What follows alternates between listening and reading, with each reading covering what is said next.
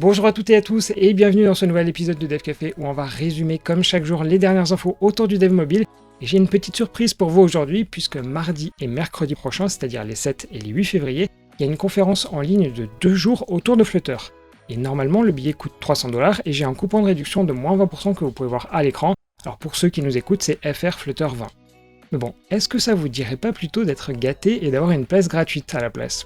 Et bien si vous allez sur le compte Twitter de la chaîne, il y a 2 places à gagner. Si ça vous intéresse, c'est ultra simple, il n'y a qu'à retweeter le tweet que vous voyez ici.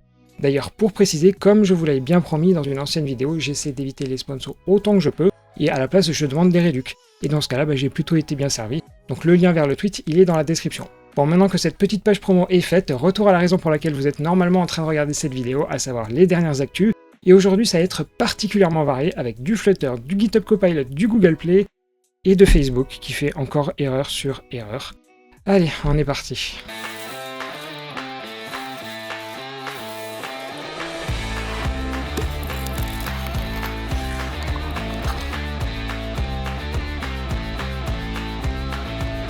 Allez, on commence par une petite anecdote que j'ai vue passer sur Twitter, puisqu'a priori dans une émission de télé indienne façon Qui veut être mon associé ou Shark Tank dans son nom anglais, il y a des personnes qui ont pitché leur projet et ils n'ont pas hésité à mentionner Firebase et Flutter à une heure de grande écoute. Bon, je suis pas vraiment sûr que la Madame Michu indienne ait compris un strict mot de ce qui leur a été dit, mais en tout cas c'est intéressant de voir la percée de la techno en Inde. Mais bon, plus sérieusement ensuite, lorsque Flutter 3.3 était sorti, je vous avais très vite annoncé qu'il y avait des régressions. Et là-dessus, il y a une bonne nouvelle et aussi une mauvaise. La bonne, c'est que Flutter 3.7 ne semble pas avoir le même problème. La mauvaise nouvelle, c'est que l'outil LDSEN a été complètement réécrit et que certaines régressions sont au programme. Typiquement, les placeholders ne sont plus bien reconnus, il y a quelques petits soucis. Et typiquement, c'est Sébastien qui m'a donné l'info, et d'ailleurs un grand merci à lui, puisqu'il indique d'ailleurs sur le bug qu'en l'état, les placeholders n'acceptent plus les underscores et ne peuvent pas commencer par other. Mais bon, il y a quand même une semi-bonne nouvelle, puisque ça a été corrigé sur master. On devrait donc voir apparaître un correctif assez rapidement. Ensuite, on dévie complètement de sujet pour parler de GitHub Copilot qui permet de proposer des algos ou de l'autocomplétion basée sur une IA et qui est fournie par OpenAI, c'est-à-dire le papa de ChatGPT. La particularité de GitHub Copilot, c'est d'avoir été entraîné sur tout le code public de GitHub, et il a tendance, en toute logique, à recracher le même code. Sauf que ce fameux code, il peut avoir des licences plus ou moins restrictives. Mais GitHub Copilot, il cite jamais ses sources. Et ça a amené début novembre au lancement d'une class action devant la Cour fédérale de San Francisco pour le motif de piratage de logiciels, et c'est quand même pas rien. Et en parallèle, l'avocat qui est à l'origine de cette class action en a lancé une deuxième, mais cette fois-ci au nom de développeurs qui ont préféré rester anonymes. Et là-dessus, Microsoft, GitHub et OpenAI viennent de donner des arguments pour clore cette deuxième class action, car elle aurait 2 défauts selon eux, l'absence de préjudice et l'absence d'une réclamation viable. Plus précisément, ils se justifient en disant, et je les traduis, Copilot ne retire rien du code source disponible au public. Au contraire, Copilot aide les développeurs à écrire du code en générant des suggestions basées sur ce qu'il a appris de l'ensemble des connaissances glanées dans le code public. Et donc c'est quand même assez discutable comme argument, je trouve, surtout si on relit bien ce qu'ils disent, car il s'agit de suggestions basées sur ce qu'il a appris. Donc ils admettent à demi-mot que l'on peut retrouver le code. Donc cet argumentaire va aller droit dans le dossier, mais pour info, on est loin d'avoir la suite des événements, car il va falloir attendre le mois de mai. Bref, en tout cas, je sais pas vous, mais je trouve que c'est pas en se défendant de cette manière-là que GitHub va se tirer de ce bourbier. D'ailleurs, à ce propos, je vous avais parlé du concurrent qu'Amazon a construit qui s'appelle Code Whisperer et qui lui crédite bien les origines du code. Bref, du coup, comme j'aime à vous le dire, suite au prochain épisode, et probablement même il faut mettre ça au pluriel, donc aux prochains épisodes. D'ailleurs, tiens, à être sur de l'IA et OpenAI, quelques infos rapidement autour de ChatGPT. Comme vous l'avez vu, même les médias mainstream se mettent à en parler, à tel point qu'en moins de 5 jours après son lancement au mois de novembre, le million d'utilisateurs aurait été atteint. Et ce chiffre est intéressant à comparer avec d'autres services comme Instagram, qui avait mis 2 mois et demi, Spotify 5 mois et Dropbox 7 pour atteindre ce million, comme quoi la curiosité marche à fond. Et toujours sur ChatGPT, pourquoi ne pas l'utiliser pour trouver des bugs dans notre code ? C'est la question que se sont posées 2 universités en Allemagne et au Royaume-Uni qui ont donné 40 bases de code, avec donc des erreurs, à ChatGPT, Codex qui est la base de GitHub Copilot, et aussi à 2 autres IA, mais je vais pas vous en parler car au final elles ont fait moins bien. Sur la première itération, c'est Codex qui en a trouvé 21 sur 40, suivi par ChatGPT avec 19. Et ils ont trouvé que les 2 IA finalement avaient des réponses assez proches, et normal car ce sont 2 solutions d'OpenAI. Mais finalement, ChatGPT s'est révélé meilleur, car contrairement aux autres solutions qui proposent une solution définitive, on peut tweaker les réponses en lui reposant, et donc l'amener vers le bon chemin. Dans ce cas-là, ChatGPT a trouvé 31 bugs sur 40. Finalement, c'est une belle performance, mais je dois vous avouer un tout petit peu mon scepticisme là-dessus, car ok, ChatGPT a trouvé les bugs, mais il a fallu lui demander plusieurs fois. Mais nous, quand on développe, on n'est pas censé connaître les bugs à l'avance, donc on ne sait pas s'il faut demander plusieurs fois. Donc finalement, moi j'ai un tout petit peu tendance à remettre en doute cette étude. Mais l'avantage de ChatGPT, c'est qu'il apprend au fur et à mesure. Et un fait intéressant avec l'algo que vous voyez ici, c'est que les chercheurs allemands et anglais ont demandé 3 fois avant d'avoir le bon résultat. Or, PCMag, qui écrit l'article que vous voyez ici, ils ont posé la même question sur le même code et la bonne réponse, elle est apparue la première fois.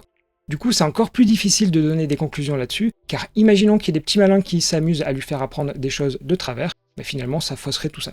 Bref, on va s'arrêter là sur ChatGPT car j'ai vraiment l'impression que c'est un sujet infini. D'ailleurs, n'hésitez pas à me dire dans les commentaires si vous l'utilisez, ou alors est-ce que vous vous en servez juste comme un petit gadget. Allez, si, quand même une petite info en passant, mais qui ne vous étonnera pas, Baidu, qui est l'équivalent chinois de Google, travaille aussi sur un concurrent de ChatGPT. Mais bon, avant de vraiment passer au sujet suivant, on fait un petit stop par les actus en bref. Comme chaque mois, AppFigure nous fait le récapitulatif des applications et jeux les plus téléchargés. Côté application, l'éditeur vidéo de TikTok nommé CapCut continue sa progression depuis plusieurs mois en devançant désormais Facebook. De son côté, TikTok, qui est en première place, a réussi à conserver sa couronne 11 mois sur 12 en 2022. Pour ce qui est des jeux étonnamment sur iOS, il s'agit d'un titre uniquement disponible en Chine qui est à la première place. Mais d'une manière générale, c'est à nouveau Subway Surfers qui domine ses concurrents. Contrairement aux applications, il y a beaucoup de nouveaux entrants et sortants ce mois-ci. L'Union européenne a adopté à la fin 2022 le fait que l'on puisse utiliser de la 5G dans les avions. À ce titre, l'ARCEP vient de lancer une consultation sur le sujet. Si vous pensez faire partie des acteurs concernés par l'enquête, vous pouvez y répondre sur le site de l'ARCEP. Sur le web maintenant, ni Apache ni NGINX ne sont les serveurs les plus utilisés, mais plutôt Cloudflare qui a réussi en quelques années à se tailler une belle place sur ce marché. A noter qu'il s'agit des statistiques sur les sites avec un gros trafic. Pour le web en général, Apache et NGINX restent en tête, mais dégringolent peu à peu. On a beaucoup entendu parler des licenciements chez les géants de la tech, mais on oublie très souvent d'évoquer ceux chez qui tout va bien, entre guillemets. C'est notamment le cas chez Apple, AMD, Nvidia, Cloudflare, Broadcom ou encore LinkedIn. Comme quoi la thématique autour des fabricants de puces semble être celle qui a le vent derrière le dos. Et pour terminer, petite séquence nostalgie pour, je l'imagine, une grande partie d'entre vous. En effet, The Internet Archive vient de mettre en ligne plusieurs émulateurs des calculatrices scientifiques Texas Instruments allant de la TI-73 jusqu'à la TI-92. D'autres modèles de chez HP ou encore de Texas Instruments sont proposés. Bien sûr, j'imagine que vous ne les avez utilisés que pour vos programmes sans jamais y glisser les moindres pompes. Non, du tout. On reprend avec le Google Play où il y a un super outil qui est développé par AppBrain et qui, pour vous la faire simple, vient indexer les applications du store. Pour chaque appli, il stocke les bibliothèques, les images, les descriptions, mais aussi les notes qui sont attribuées par les utilisateurs. Et en septembre 2021, Google avait changé certaines règles pour essayer d'améliorer la qualité générale des applis.